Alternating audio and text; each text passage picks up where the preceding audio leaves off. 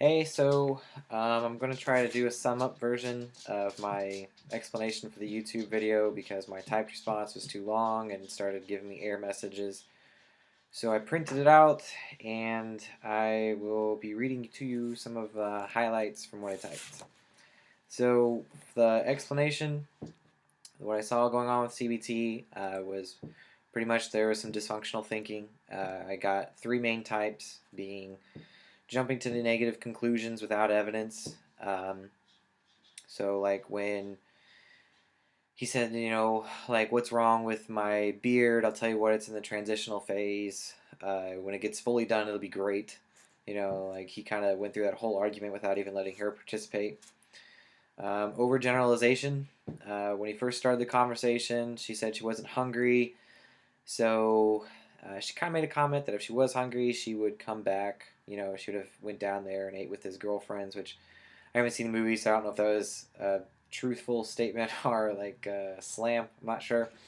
Um, but either way, he assumed that she was wanting to talk about everything that was wrong with their relationship or his new role as a Mr. Mom or whatever. So I think he kind of overgeneralized from that point. And just like any comment she made, he just again just overgeneralized and like big lots of uses of the word everything or let's get into all of this.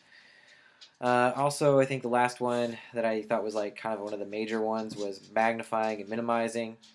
There was a time when he was after he said my brain's oatmeal, I'm really losing it, and why didn't you say anything about this?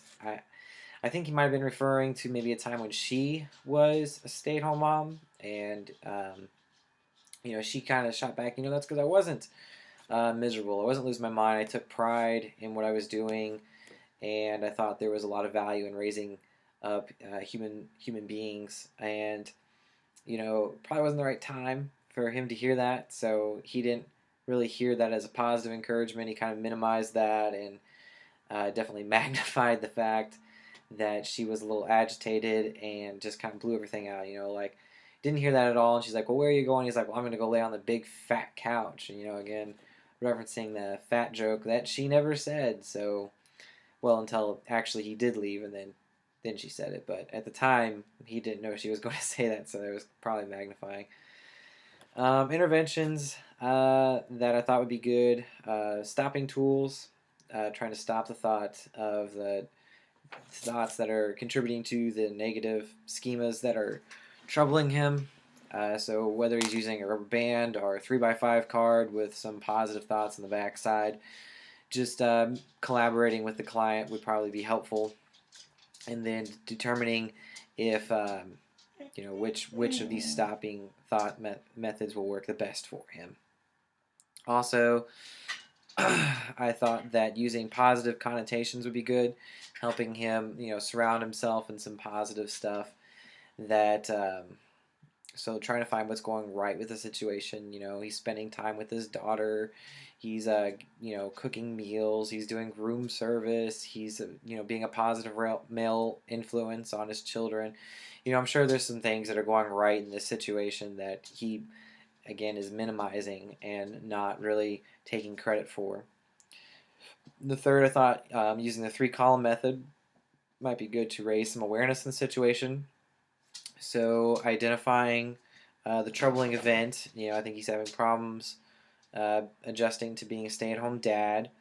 So I think feelings that he's having with that thoughts that he's having with that is, I think he thinks that he's a big fat failure, that his wife doesn't respect him, and maybe he doesn't take himself seriously. Maybe he thinks he's a joke. Feelings that would go along with thoughts like that, I imagine, would probably be sadness, anger, hurt, depression, feeling underappreciated, things of that nature. And the keys to success, I think, in the final part of this intervention, when you add that replacement thought to these negative schemas and ideations, I think adding that last piece of whatever that is, I'm not a failure, I'm a father, I'm raising kids, or I am working, I keep this house in order, I manage the budget, I do I do the chores, I do the cooking and the meals. I am adding a productive element to the society by raising upstanding children.